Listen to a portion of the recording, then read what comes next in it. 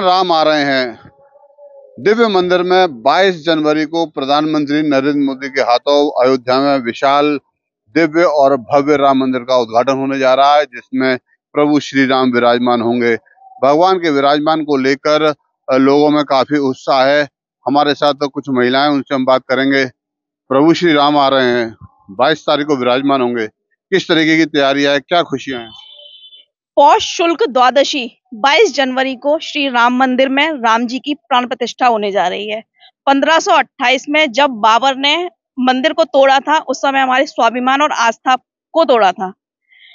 योगी और मोदी सरकार ने उसको मंदिर की स्थापना कराकर हमारे स्वाभिमान को हमें वापस दिलाया है। हमें बहुत खुशी है। जब 14 वर्ष के बाद भगवान राम आए थे, तब दीपावली मनी थी।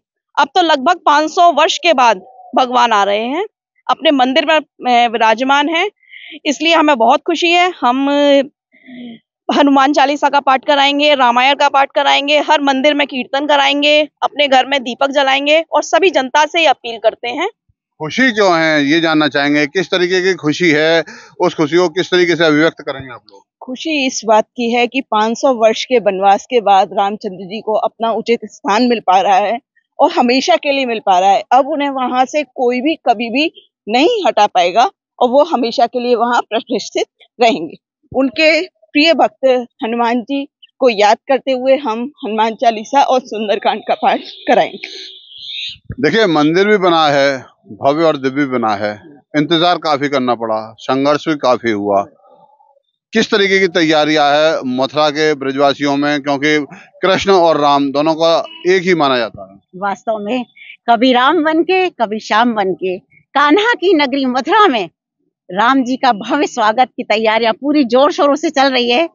अक्षत कलश भी आए हुए हैं अयोध्या से, जिनका कि हर कॉलोनी में, यानी कि जहां मैं खुद भी रहती हूँ, कल ही कलश भी आया है और अक्षत भी सभी घरों में वितरित किए गए हैं।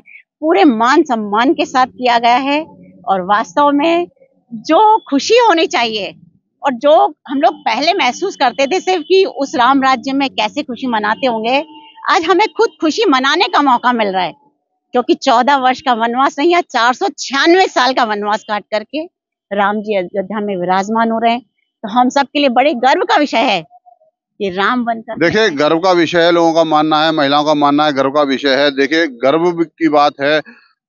14 वर्ष का वनवास हुआ था, लेकिन आपने बताया कि 500 वर्ष का वनवास जो है काट कर आ रहे हैं। किस तरीके की तैयारियां हैं, क्या क्या आप लोग कर रहे हैं, किस तरीके से इस अभियान को आगे बढ़ा रहे हैं जो प्रधानमंत्री जी ने किया?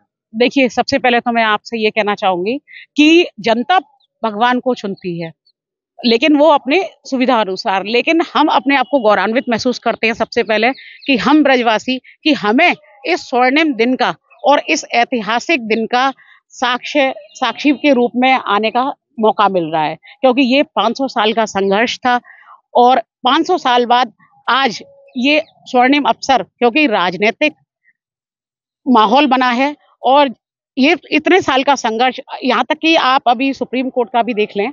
सुप्रीम कोर्ट में सर्वे की जो मुस्लिम पक्ष द्वारा मथुरा जन्मभूमि के मामले में भी जो रखी गई थी बात, उस सर्वे को भी रोक लगाने से इनकार कर दिया है सुप्रीम कोर्ट ने, उसका सर्वे का आदेश भी कर दिया। और एक चीज, अक्षत कलश जो आए हुए हैं उसका निमंत्रण हम लोग डोर टू डोर जाकर दे रहे हैं और आने वाली 22 जनवरी को हम मथुरा में भी, जैसा कि हमारे प्रधानमंत्री मोदी जी का निवेदन है पूरे देश में, तो मथुरा में भी एक अयोध्या जैसा माहौल बनाएंगे। पूरी दिवाली की तरह मथुरा जनपद में इसको बनाया जाएगा।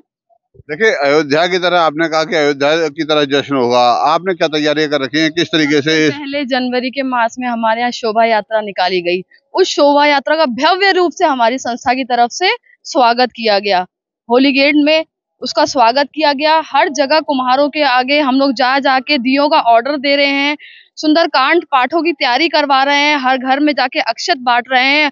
आज दिवाली 500 साल बाद मनेगी, तब मनी थी 14 साल बाद। हर माँ इंतजार कर रही थी। आज हर महिला, हर नारी, हर यहाँ की नारी, हमारे संस्था से लेकर पूरे ब्रज की नारी आज गौरवान्वित महसूस कर रही है कि हमारे राम आएंगे, हमारे राम आएंगे तो हम दिए जलाएंगे। शबरी ने झूठे बेरों को खा खा के रखा था और मीठे बेर इकट्ठे किए थे कि हमारे राम आएंगे, और हम तो कह रहे हैं हमारे राम आएंगे तो हम दियों से अपनी कृष्ण नगरी सजा देंगे।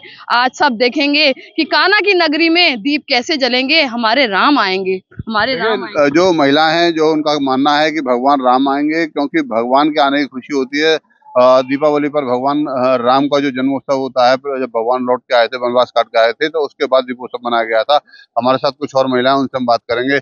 किस तरीके की तैयारियां है, क्या तैयारी आपने कर रखी है? कोई कह रहा है 14 वर्ष का वनवास था, कोई कह रहा है 500 वर्ष का वनवास था।